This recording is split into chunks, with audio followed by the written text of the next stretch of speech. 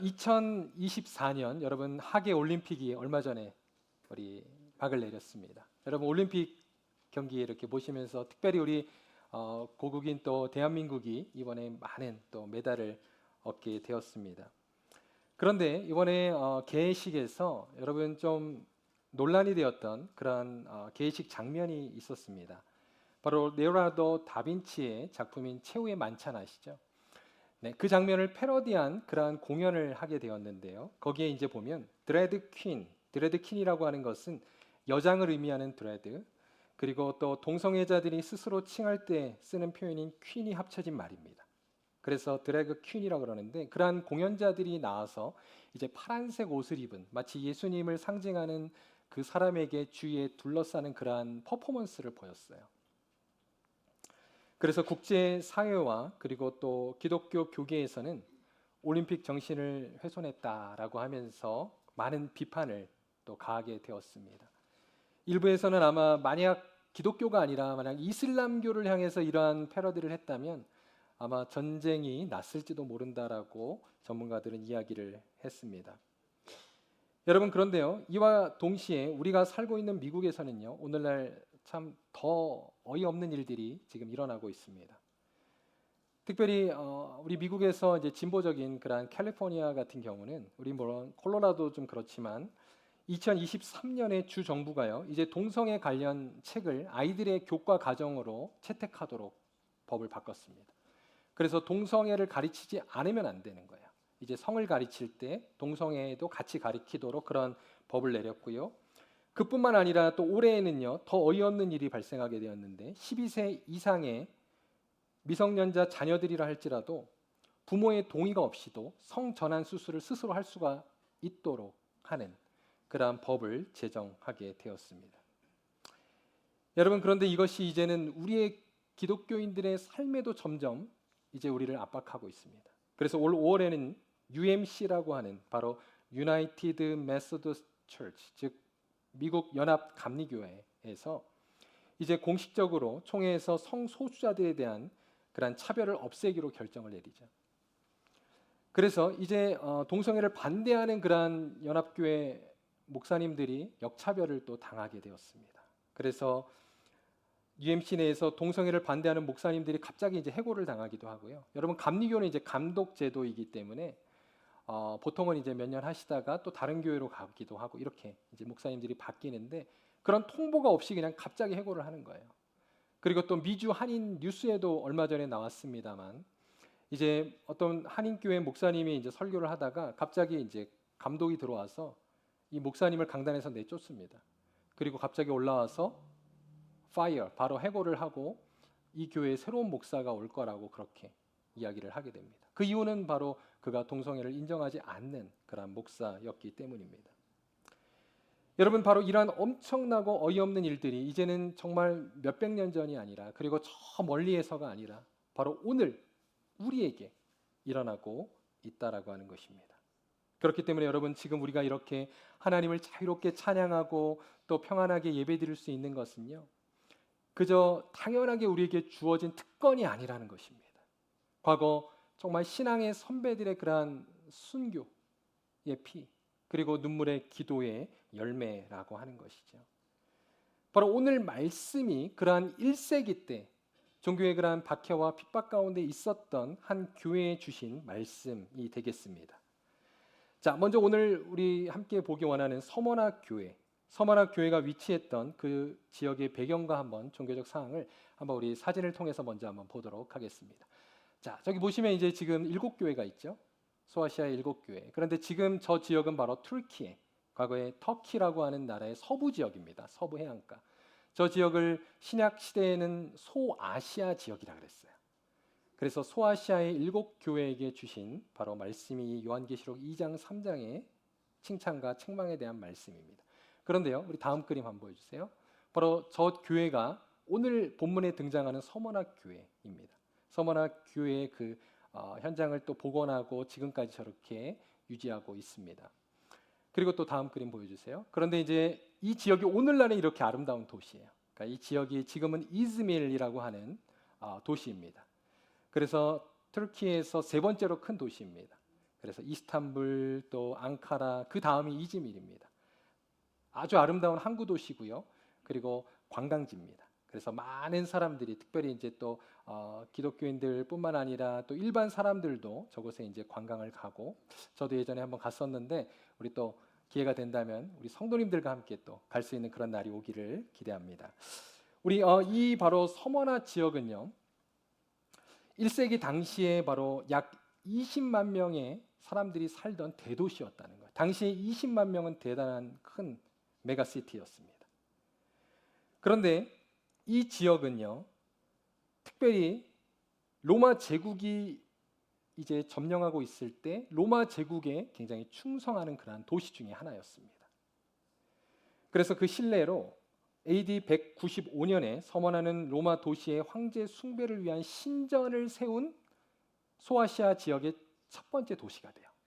여러분 당시에 많은 소아시아 지역에 있는 도시들이 그 자신들이 사는 지역에 이제 그 황제 우상을 신상을 지으려고 서로 이제 막 지원을 했습니다. 그런데 그 중에 바로 첫 번째로 이 서머나 지역이 뽑혔다는 거예요.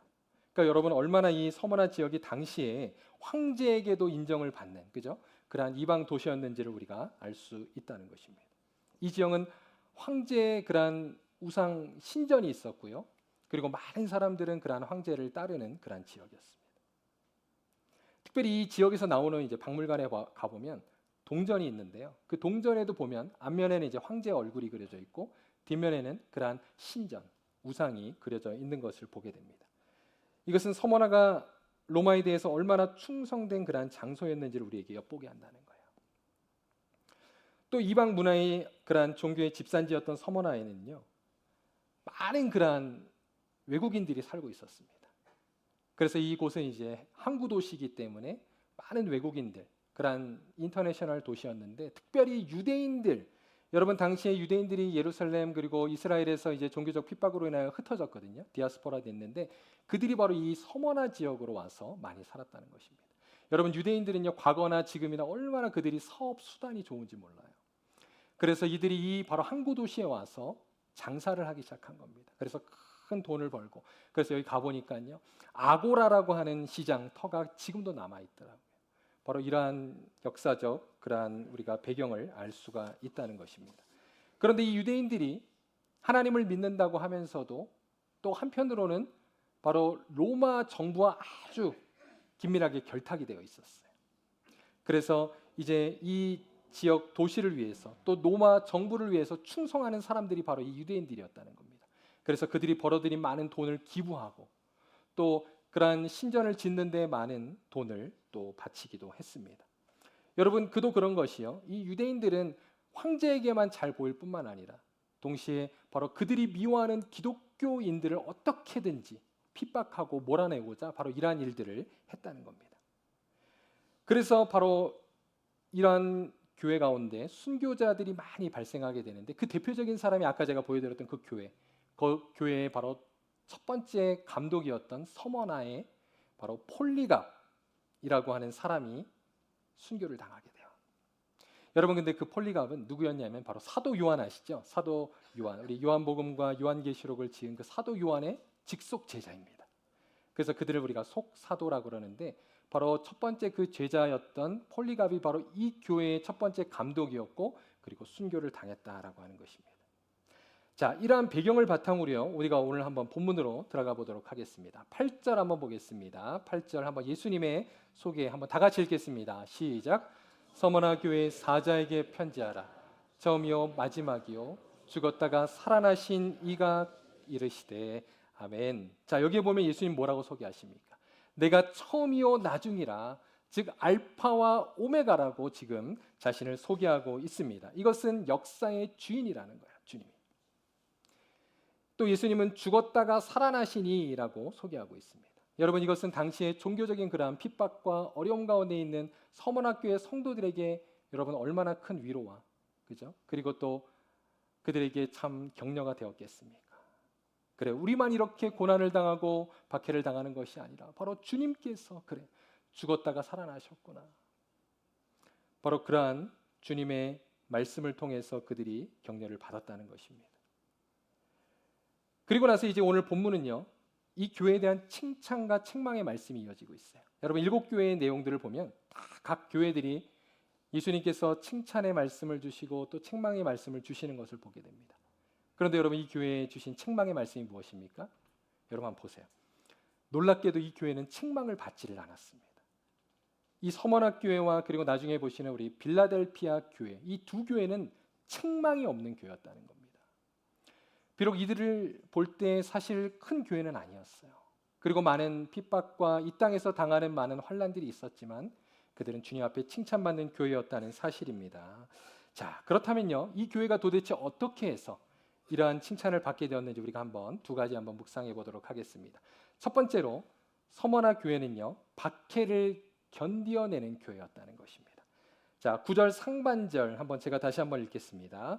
내가 내 환난과 궁핍을 아노니 그랬습니다. 자, 본문을 보시면 주님이 이렇게 말씀하시죠. 내가 너의 환난과 궁핍을 안다 그랬어요. 자, 이들이 당하는 환난과 궁핍은 무엇입니까? 이것은 다른 이유 때문에 당하는 것이 아니라 바로 주님을 믿는 그 믿음 때문에 당하는 환난이었다는 것입니다. 그래서 주님은 특별히 이들을 주목하신 것이죠. 그리고 이들의 모든 어려움을 아신다라고 말씀하셨습니다.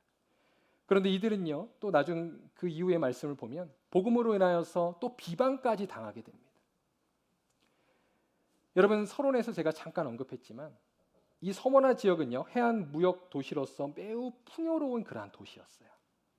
그런데 사실 이러한 풍요는요, 모든 사람에게 주어진 것이 아니라 황제 숭배를 하는 그러한 사람들에게만 주어진 그러한 특권이었다는 거죠. 더욱이 기독교인들은 황제 숭배를 하지 않았기 때문에 이들은 사실은 부유하지 못했습니다. 그리고 지배층으로 나아갈 수가 없었어요. 그래서 서머나인들은요, 특별히 기독교인들은 믿음의 박해로 인하여서 오늘 말씀과 같이 궁핍하고 또 환난과 또 비방 가운데 살아가던 자들이었다는 겁니다. 여러분 당시에 이제 사업을 하기 위해서는요, 노동조합이라는 것에 가입을 해야 했어요. 여러분 길드라고 들어보셨죠? 그래서 이제 그 길드에 이제 우리가 들어가야 하는데 보통 우리가 어떤 조직에 들어가려면 어떤 여러분 조건이 있지 않습니까? 여기도 마찬가지였다는 거예요. 당시에 그 길드에 들어가기 위해서는 먼저 첫 번째로 황제 숭배를 해야 했습니다. 그래서 1년에 몇 차례 황제의 그 우상 앞에 가서 신전에서 절하고 그러한 여러분 모습들이 필수적이었다는 거예요. 그러니까 여러분 당시에 이 지역에 사는 기독교인들은 당연히 고민에 빠질 수밖에 없었을 것입니다. 조합은 자격을 갖고 또 그것을 유지하고 또 지키기 위해서 신앙을 타협할 것인가? 아니면 이교도 제2에 참여하기를 거부하고 실업과 가난 가운데 살아갈 것인가? 바로 이들의 고민이었다는 것입니다. 또 이들이 당한 비방은 무엇일까요? 여러분 비방은요. 이것은 바로 언어적인 폭력을 말합니다. 언어적인 폭력. 여러분 사실 우리가 물리적인 폭력만 나쁜 거라고 생각하지만 우리가 사실 언어적인 폭력이 어찌 보면 더 나쁠 수도 있어요. 왜냐하면 우리의 내면을 상처받게 하는 일이기 때문입니다. 우리의 겉은 사실 맞으면 시간이 지나면 금방 상처가 치유돼요. 그러나 우리의 내면은 여러분 계속해서 트라우마로 남을 수가 있기 때문이라는 것입니다. 그런데 여러분 이러한 언어 폭력은요, 다양한 양상을 지니고 우리 가운데 일어나는데 특별히 자기 자신이 직접적으로 당하는 그러한 언어 폭력도 문제가 되지만 전문가들은요, 특별히 자기가 사랑하는 사람들에게 가해지는 그러한 언어 폭력이 바로 본인에게도 상처와 트라우마가 될 수 있다라고 말합니다. 그런데 당시에 그 무자비한 여러분 로마 사람들이 이처럼 그 본인뿐만 아니라 여러분 지금 북한에서도 그러한 일이 있지 않습니까? 그 사랑하는 가족들을 그죠? 괴롭히고 또 그들을 잡아가고 죽임으로써 여러분 그러한 큰 상처와 아픔을 주게 되었다는 것입니다. 저희 가정도요. 사실 조금 저희 가정 이렇게 간증을 좀 해드리면 저희 가정도 처음부터 이렇게 믿는 가정이 아니었습니다. 저희 어머님이 이제 믿음을 시작하셔서 제가 이제 어릴 때부터 저희 동생과 저희 이제 남동생이 있는데 그렇게 이제 신앙생활을 시작했어요. 그런데 저희가 이제 6학년, 제가 한 6학년쯤 되는 때에 저희 지방에 계시는 할아버지 할머니께서 이제 저희 집으로 올라오시게 됐어요. 저희 집에 이제 아버님이 이제 장남이셨거든요. 그런데 이제 그때부터 이제 저희 집이 영적인 전쟁터가 되는 겁니다. 저희 할아버지 할머니는 믿지 않는 분이셨고 또 미신을 믿는 분들이었기 때문에 이제 집에 와서 늘 누가 그렇게 미웠을까요? 이 며느리가 미운 거예요. 저희 어머님은 또 정말 독실하게 신앙생활을 했거든요. 우리 가정을 또 그렇게 이끄셨어요. 그러니까 이제 뭐 사실 저희 어머니뿐만 아니라 그리고 또 네, 저도 그렇고 또 뭐 제 동생도 또 교회 잘 가고 저희 아버님은 뭐 그 당시에 서리 집사였지만 우리가 이제 집사가 아니라 잡사다 이러면서 이제 좀 아직은 신앙이 별로 없는 그런 상태 가운데 있었는데요. 아무튼 뭐 저희 손주들에게는 뭐라고 안 그러셨어요. 그런데 그렇게 며느리를 하여튼 미워하시는 거예요. 특히 이제 교회만 갔다 오면. 그래서 항상 그렇게 이제 언어적 폭력이죠. 악담을 하고 또 특히 명절 때만 되면 이제 막 고모들과 함께 그렇게 또 어머니를 또 이렇게 비방하고 뭐 그런 모습을 저는 어려서부터 이제 보고 자랐습니다. 그러니까 이제 어머님이 늘 교회만 갔다 오면 부엌에서 이제 혼자 눈물을 훔치시는 모습을 많이 봤어요. 근데 이제 어느 순간 그게 제가 이제 막 의리가 생기더라고요. 그래가지고 제 동생하고 제가 하여튼 어머니를 지키기 위해서 저희도 같이 열심히 그렇게 이제 믿음 생활을 했습니다. 그게 이제 지금 생각해 보면 하나님의 은혜였던 것 같아요. 이제 아버님은 아무래도 이제 중립을 이렇게 지키다 보니까 제가 그게 참 미웠는데 지금 생각해 보면 이제 지혜롭게 그렇게 하신 것 같아요. 가정의 평화를 위해서. 그런데 이제 그렇게 이제 신앙생활을 했는데 이제 저희 할아버지 할머니한테 지금 다 돌아가셨어요. 그런데 이상하게도 그렇게 할아버지 할머니에 대한 정이 없어요, 별로. 저도 그렇고 저희 동생도 그렇고. 그래서 나중에 이제 그런 생각을 했습니다. 나에게 왜 이렇게 사랑이 없을까? 우리 할머니 할아버지와 이렇게 6학년 때부터 평생 살았는데도 왜 이렇게 정이 없을까? 근데 나중에 제가 알게 된 사실은 아까 제가 말씀드린 대로 그러한 제가 사랑하는 어머니에 대한 그러한 언어적 폭력으로 인해서 제가 어릴 때부터 상처를 받은 거예요. 트라우마가 있는 거예요. 그래서 항상 할아버지 할머니만 보면 막 떨리는 거예요. 두렵고 이제 그러한 마음들이 저희 가운데 남아 있었던 것입니다. 여러분 과거의 교부들의 글을 보면요. 기독교 초기 역사에서 이미 유대인들이 기독교인들에 대해서 이처럼 악의적인 그러한 소문을 퍼뜨리고 또 그들을 비방했던 것들이 많이 쓰여져 있습니다.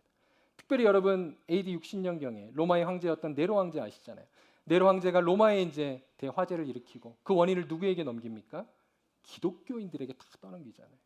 그래서 그때부터 기독교인들에 대한 대대적인 박해가 로마에서 이루어지게 되었던 것입니다.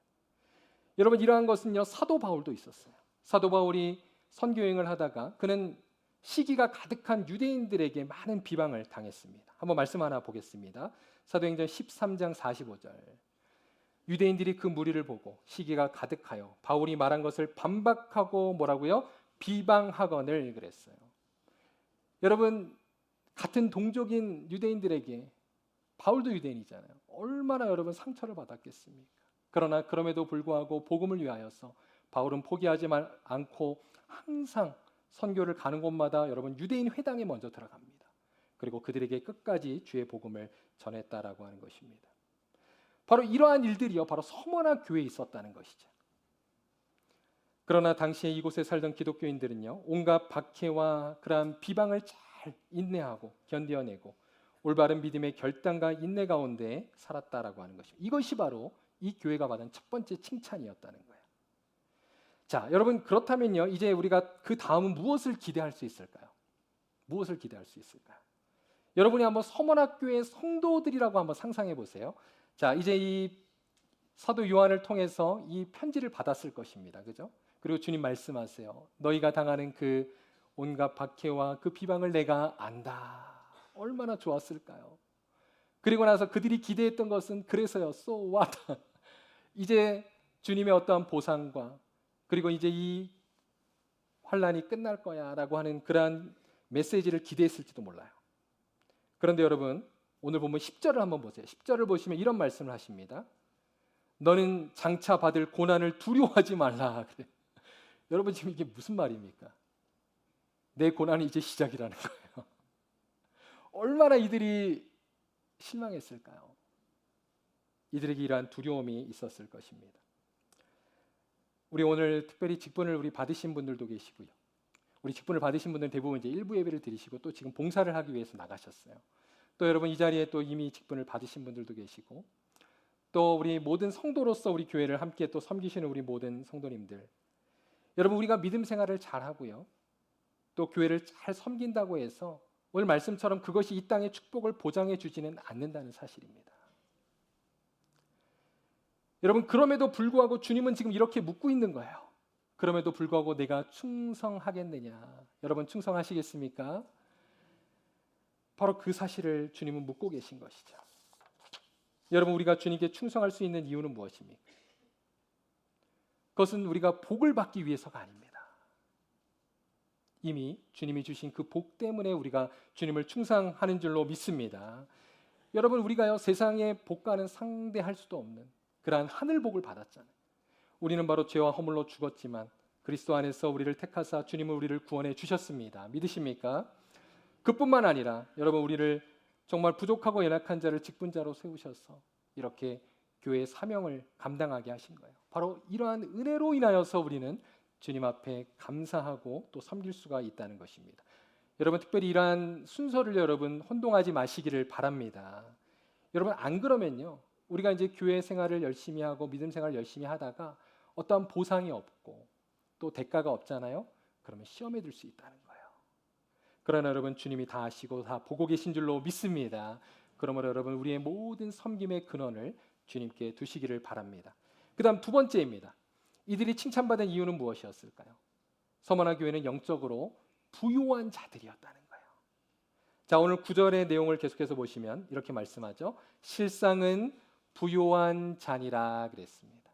자 이들이 겉으로 볼 때는 외적으로 볼 때는 그러한 경제적인 어려움이 있었고 그죠? 비방을 당했지만 이들이 어떻다고요? 실질적으로 부요한 자다라고 말씀하고 있습니다. 자 여러분 여기서 말하는 영적인 부요란 도대체 무엇일까요? 이것은요 주님과의 관계에서 오는 영적인 개념으로 볼 수 있어요. 우리가 주님의 양자가 되었다는 것입니다. 우리가 주님의 자녀가 되었기 때문에 여러분 이 땅에서 그러한 자녀의 권세를 누릴 뿐만 아니라 또한 우리는 영원한 주님의 나라를 상속받은 자들인 줄로 믿습니다. 바로 이것이 우리에게 주시는 하나님의 영적인 부요라고 하는 것이죠. 또 영적인 부요란 종말론적인 관점에서 이제는 영원히 이어지게 될 그러한 하나님의 축복을 받은 자들이라는 거예요.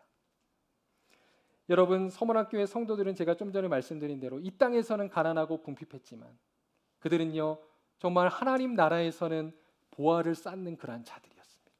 여러분 이것은 아까 제가 말씀드렸던 유대인들과는 완전히 정반대의 모습이에요.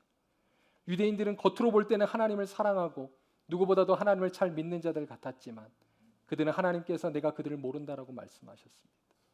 그러나 여러분 이 서문학교의 성도들은 겉으로 볼 때는 가난하고 궁핍했지만 이들이야말로 영적인 보화를 쌓는 자들이었다라고 하는 것이죠. 여러분 우리가 아는 대로 복음서에 보면 삭개오라는 사람이 나와요. 삭개오 아시죠? 삭개오는 이제 그 로마의 그 지배 아래서 세리장이었어요. 세리장. 그래서 그는 많은 돈을 벌었던 사람입니다. 그런데 여러분 복음서에 보면 그 삭개오는요 결코 행복하지가 않았어요. 그러다 어느 날 이제 여리고에 오신 예수님을 만나게 됩니다. 그리고 예수님이 하루는 그의 집에 유하시게 되었어요. 그리고 예수님과의 그러한 만남과 교제를 통해서 그는 결국 정말 영적인 부요가 무엇인지를 깨닫게 돼요. 그리고 그가 어떻게 바뀌게 되었습니까? 그가 이제 사람들에게 토색하고 그죠? 부정적으로 벌었던 그 모든 돈들을 주님 앞에 내놓잖아요. 그래서 가난한 자들을 위하여서 그의 절반의 재산을 내어 놓았다라고 말씀하고 있습니다.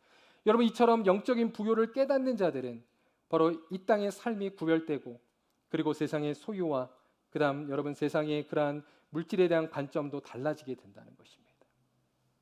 바라기는 우리에게도 이러한 여러분 영적인 부요를 추구하는 우리 귀한 성도님들 되시기를 바랍니다. 자 그렇다면요 이제 당시에 서문학교의 성도들을 핍박하던 자들에 대해서 우리가 좀 더 한번 살펴보겠습니다. 자 9절 우리 하반절이에요. 9절 하반절에 보시면 이렇게 나오죠. 자칭 유대인이라 하는 자들의 해방도 안 오니 실상은 뭐라고요? 유대인이 아니요 뭐라고요? 사탄의 회당이라 그랬습니다. 여러분 이들은 유대인들입니다. 이들은 자칭 하나님을 잘 믿는다고 하는 자들이었어요. 막 율법 토라를 막 달달달 외우고요. 그리고 일주일에 막 며칠씩 금식도 하고 11조를 열심히 하고 또 사람들에게 선행을 하고 하여튼 뭐 열심히 그렇게 하나님을 믿는다는 사람들이었어요. 그리고 그들은 자랑했습니다. 우리는 아브라함의 자손이야. 우리는 선민이야. 그러한 자들이었다는 거예요. 그런데 예수님은 지금 그들을 뭐라고 말합니까? 이들은 유대인이 아니요 뭐라고요? 사탄의 회당이라. 이 말은 사탄의 자식들이다 그런 거예요. 왜냐하면 이들은 아브라함의 자손이라고 하는 그런 타이틀만 갖고 있었지 실질적으로는 사탄의 앞잡이 노릇을 하는 자들이었기 때문이에요. 한국에 이제 백석대학교라고 있는데요. 거기에 이제 신학과에 역사 신학을 가르치는 주도홍 교수님이라는 분이 그의 논문에서 특별히 교회 안에는 세 종류의 성도들이 있다라고 말하고 있습니다. 제가 한번 말씀드려 볼게요. 첫 번째는 유실론자 성도들이 있대요. 유실론자 성도들은 바로 하나님을 믿는 성도들이죠. 그리고 두 번째는 무실론자 성도들이 있다는 거예요. 이들은 교회에 있지만 아직 하나님을 믿지 않는. 여러분 예수님도 그러셨잖아요. 나보고 주여 주여 하는 자마다 다 구원받는 것이 아니라 그랬어요. 그리고 여러분 밭의 비유에도 보면은 알곡과 쭉정이가 있었다 그랬잖아요. 교회 안에도 그렇다는 겁니다. 그런데 세 번째가 굉장히 흥미로워요. 이게 뭐냐면 실천적 무신론자도 있다는 거예요. 여러분 실천적 무신론자. 자, 사실 유신론자들 그리고 또 여러분 차라리 무신론자들은 우리가 딱 구분할 수 있으면 괜찮습니다. 왜냐하면은 믿지 않는 무신론자들은 우리가 그죠? 하나님 말씀을 가르치고 또 그들이 예수님을 영접하고 구원을 받을 수 있도록 우리가 도우면 돼요. 그런데 문제는 뭐냐면 애매모호한 사람들이라는 거예요. 그들이 바로 실천적 무신론자들이라는 거예요. 이들은 사실 어찌 보면 교회 안에서 종교 생활은 열심히 하는 자들일 수 있어요. 또 교회 안에서 봉사를 열심히 하는 자들일 수 있다는 겁니다. 어쩌면 직분을 받은 사람일 수도 있어요. 그러나 실상은 이들이 주님을 알지 못하고 그리고 주님을 믿지 않는 자들이라는 겁니다. 여러분 사실 오늘 바로 유대인들이 그러한 자들이었다는 거예요. 그래서 여러분 사도 바울도요. 그도 유대인이었지만 그런 예수님을 믿고선 그가 항상 주님 앞에서 두 가지를 그렇게 염려합니다. 첫 번째, 그것은 그가 많은 사람들에게 그렇게 복음을 전하고 혹여나 자신은 버림받지 않도록 그는 항상 주님 앞에 깨어있는 그러한 사도였다는 것입니다. 그 다음 두 번째는요. 그가 많은 사람들에게 복음을 전하고 사역을 하지만 혹시 자기 때문에 실족당하는 자가 없도록 그는 항상 염려하는 자였음을 성경은 기록하고 있다는 거예요. 여러분 그러한 의미에서 여러분 우리가 신자로서 성도로서 우리가 늘 싸워야 하는 대상은 누구일까요? 그것은 사탄 마귀 그리고 여러분 이 세상이 아닙니다. 그건 두 번째 세 번째예요. 바로 나 자신과의 싸움인 줄로 믿습니다. 예수님도 말씀하셨잖아요. 자기를 부인하고 자기의 십자가를 지고 날마다 나를 쫓으리라 라고 말씀하셨기 때문입니다. 여러분 바라기는 날마다 이러한 영적인 부요를 추구하고 그리고 주님 앞에서 자신을 먼저 여러분 점검할 수 있는 귀한 성도님들 되시기를 바랍니다. 자 이제 마지막입니다. 자 오늘 이제 본문 10절을 한번 보겠습니다. 여기에 보면 서머나 교회가 장차 받게 될 고난에 대해서 말씀하고 있어요. 우리 한번 10절 다 같이 읽겠습니다. 시작.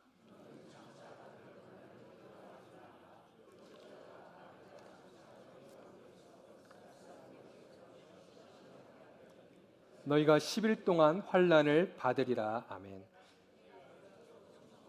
그리하면 내가 생명의 관을 내게 주리라 그랬습니다. 그런데 여기서 여러분 보면 이 서머나 교회에게 10일 동안 환난을 주리라 그랬어요. 그런데 이 10이라고 하는 숫자는요. 성경 속에서 단순히 문자적인 의미만 있는 게 아니라 완전수로서의 의미도 있습니다. 여러분 이러한 환난, 고난은요. 사실 성경에 보면 서머나 교회만 주신 게 아니에요. 우리 모든 그리스도인들에게 주신 그러한 말씀이라는 겁니다. 빌립보서 1장 29절에 보면 이렇게 말합니다. 그리스도를 위하여 너희에게 은혜를 주신 것은 다만 그를 믿을 뿐 아니라 또한 그를 위하여 고난도 받게 함이라 그랬잖아요. 또 베드로전서 1장 6절이에요. 그러므로 너희가 이제 여러 가지 시험으로 말미암아 잠깐 근심하게 되지 않을 수 없으나 오히려 크게 기뻐하는도다 그랬습니다. 여러분 이 말씀들을 보면 바로 이러한 복음으로 인한 고난은 하나님께서 우리에게 주신 필연적인 그러한 모습이라고 하는 것입니다. 그러나 이 기간은 길다 짧다? 짧다는 거예요. 왜요? 우리가 그리스도 안에서 누리고 있는 은혜와 장차 얻게 될 그러한 여러분 영원한 승리에 비하면 그 기간은 짧고 또 고통스럽지 않기 때문입니다. 그렇다면 여러분 이 어두운 세상 속에서 우리는 어떻게 살아가야 될까요? 저는 이제 두 가지만 말씀드리고 오늘 말씀 마치겠습니다. 여러분 예수님께서 복음서에 보면 제자들을 세상으로 이렇게 파송하시면서 이런 말씀을 하셨어요. 너희가 비둘기처럼 순결하고 그리고 뱀처럼 지혜로워라 라고 말씀하셨습니다. 그런 의미에서 우리가 이 세상을 기독교인으로서 살아갈 때 어떻게 살아가야 하는가? 첫 번째는 비둘기처럼 순결한 삶을 살아야 한다는 것입니다. 여러분, 순결함이라고 하는 것은 바로 세속적인 유혹에 물들지 않고 하나님의 기준을 따라 살아가는 삶을 말해요. 하나님의 기준이 무엇입니까? 바로 하나님의 말씀을 따라 살아가는 삶인 줄로 믿습니다. 그 다음 두 번째로 여러분 어떠한 모습이 필요하죠? 바로 뱀 같은 지혜가 필요하다는 거예요. 여러분, 사실 성경 속의 뱀은 부정적인 의미로 쓰인 동물입니다. 그러나 여기서 말하는 뱀은요, 그런 의미가 아니라 지혜 또는 분별 그리고 덕을 의미하는 것이에요. 그래서 여러분, 예수님의 그의 공생의 모습을 보세요. 예수님은 진리에 대해서는 단호하셨습니다. 그러나 그가 복음을 전하고 또 사람들을 대하실 때는 지혜가 있으셨다는 거예요. 덕이 있었다는 거예요.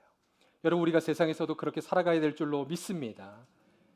만약 예수님이 지혜를 발휘하시지 않았다면 예수님은요 3년 6개월 동안의 공생애를 다 채우지 못했을 거예요.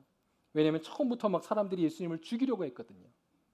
그리고 예수님은 죄에 대해서는 미워하셨지만 죄인들에 대해서는 그들의 친구가 되어주셨습니다. 바로 이러한 덕이 있으신 예수님의 모습을 우리는 보게 된다는 것이죠.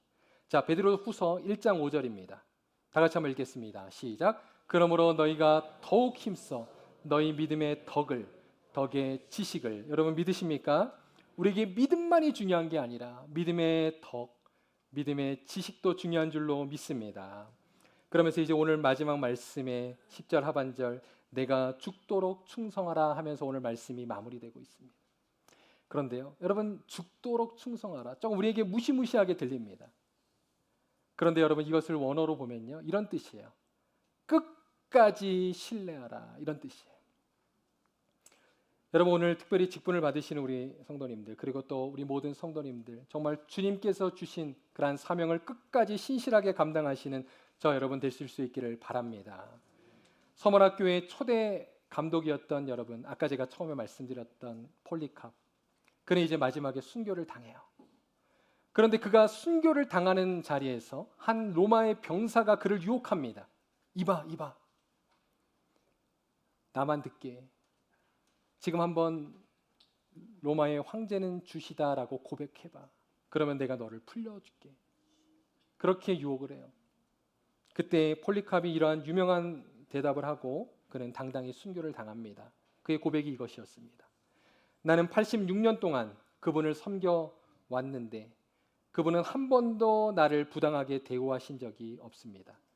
그런데 내가 어찌하여 그분을 배신할 수 있겠습니까? 서머나 교회 감독이었던 폴리갑은요 바로 이처럼 끝까지 그에게 주신 그 사명과 믿음을 신실하게 지킴으로, 충성함으로 하나님께 영광을 돌렸다라고 하는 것입니다. 여러분, 참된 직분자에게 필요한 것은 바로 이와 같은 영적인 자세, 신실함인 줄로 믿습니다. 우리는 때로 믿음으로 인하여서 넘어지고 우리가 부족하고 연약할 수 있습니다. 그러나 중요한 것은 다시금 주님 앞에 신실하게 서는 것입니다. 바라기는 이러한 신앙으로 우리도 서머나 교회와 같이 주님 앞에 칭찬받는 우리 교회 그리고 우리 모든 성도님들 되시기를 바랍니다.